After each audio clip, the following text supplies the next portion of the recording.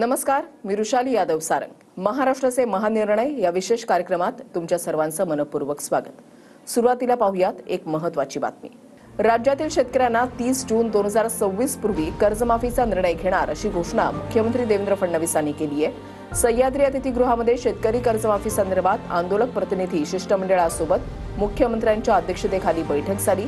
कर्जमाफीच्या अनुषंगानं एक समिती आम्ही गठीत केलेली आहे. एप्रिलपर्यंत या समितीने शिफारस करायची आहे आणि त्या आधारावर पुढची प्रक्रिया करून 3 महिन्यामध्ये कर्जमाफी करण्यात येईल असं मुख्यमंत्र्यांनी जाहीर केलं आहे. एप्रिल महिन्याच्या पहिल्या आठवड्यात या कमिटीने आपलं कामकाज पूर्ण करावं आणि आम्हाला कर्जमाफी कशी करायची, त्याचे काय निकष ठरवायचे या संदर्भातला एक अहवाल द्यावा आणि या अहवालावर कर्जमाफीच्या संदर्भातला जो निर्णय आम्हाला करायचा आहे तो 3 महिन्यात म्हणजे 30 जून 2026 पूर्वी करण्याचा आम्ही निर्णय केलेला आहे.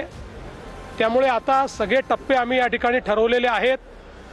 सगळ्या नेत्यांशी आमची चर्चा झाली, अतिशय सकारात्मक चर्चा झाली.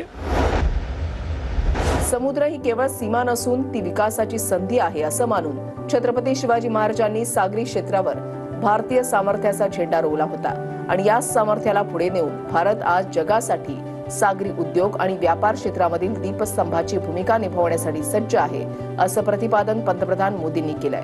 गोरेगावमधल्या बॉम्बे एक्झिबिशन सेंटरमध्ये आयोजित इंडिया मेरीटाईम वीक 2025 अंतर्गत मेरीटाईम लीडर्स कॉन्क्लेव्ह मध्ये 2,20,000 कोटींच्या transformative initiative for shipping and शिपबिल्डिंगचा शुभारंभ पंतप्रधानांच्या हस्ते झाला. त्यावेळेला ते बोलत होते.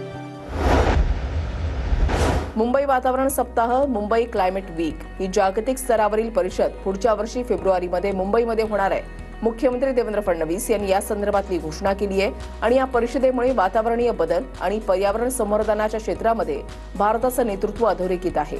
या महत्वाकांक्षी उपक्रम प्रोजेक्ट मुंबई या संस्थेच्या संकल्पनेमधून साकारला जात असून महाराष्ट्र शासनाचा पर्यावरण आणि वातावरणीय बदल विभाग आणि बृहन्मुंबई महानगरपालिकेच्या सहकार्यानं या कार्यक्रमाचं आयोजन करण्यात येणार आहे.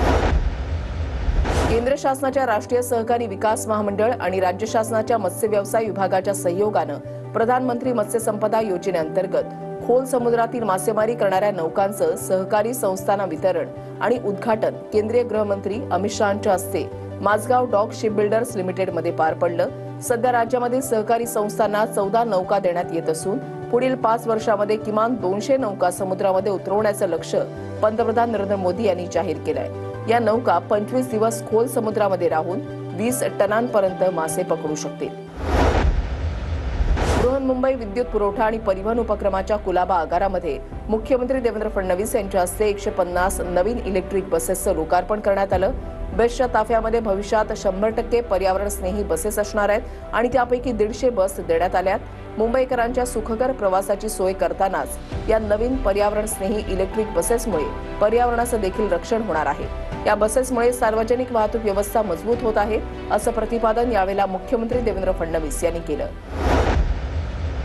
नानाजी देशमुख कृषी संजीवनी प्रकल्पाच्या दुसऱ्या टप्प्यामधील लाभाच्या उपक्रमांचा मुख्यमंत्री देवेंद्र फडणवीस यांच्या हस्ते शुभारंभ करण्यात आला. हवामान बदलाचे अनेक परिणाम राज्यातील शेतीवर होत असून शेतकरी वर्गाला त्याचा मोठा फटका बसतोय. अशा परिस्थितीमध्ये शेतकऱ्यांना सक्षम करणं गरजेचं आहे आणि यासाठी महाराष्ट्र शासनानं जागतिक बँकेच्या सहकार्यानं कृषी विभागाच्या माध्यमातून हवामान अनुकूल शेती विकासाचा प्रकल्प राबवण्याचा निर्णय सरकारनं घेतलाय. राज्यामधील 21 जिल्ह्यांमधील 7,201हून अधिक गावांमध्ये या प्रकल्पाची अंमलबजावणी होणार आहे. सिंचनाच्या माध्यमातून शेतीला आणि ग्रामीण अर्थव्यवस्थेला चालना देणं हे सरकारचा प्राधान्याचा विषय आहे. त्यामुळे नांदेड जिल्ह्यामधील अपूर्ण सिंचन प्रकल्प तातडीनं मार्गी लावण्याच्या सूचना उपमुख्यमंत्री अजित पवार यांनी दिल्या. नांदेड जिल्ह्याच्या सर्वांगीण विकासासाठी आवश्यक निधीची कमतरता भासू दिली जाणार नाही अशी ग्वाही देखील अजित पवार यांनी दिली आहे. पंढरपुरात 130 कोटी रुपये खर्चून दर्शन मंडप उभारण्यात येणार आहे. उपमुख्यमंत्री एकनाथ शिंदेंनी याबाबतची घोषणा केली आहे. वारकऱ्यांची गैरसोय होऊ नये म्हणून पंढरपूरचा विकास करणार असल्याची ग्वाही यावेळेला उपमुख्यमंत्री शिंदेंनी दिली आहे. आपल्या वारकऱ्यांना किती तास रांगेत उभं राहावं लागतं, पण ते झाल्यावर एकदम आरामशीर शांतपणे त्यांना 5 तासात दर्शन होईल आणि बसण्याची सगळी व्यवस्था त्या ठिकाणी होईल. महाराष्ट्राचे महानिर्णय या विशेष कार्यक्रमात आता वेळ झाली इथेच थांबण्याची. नमस्कार.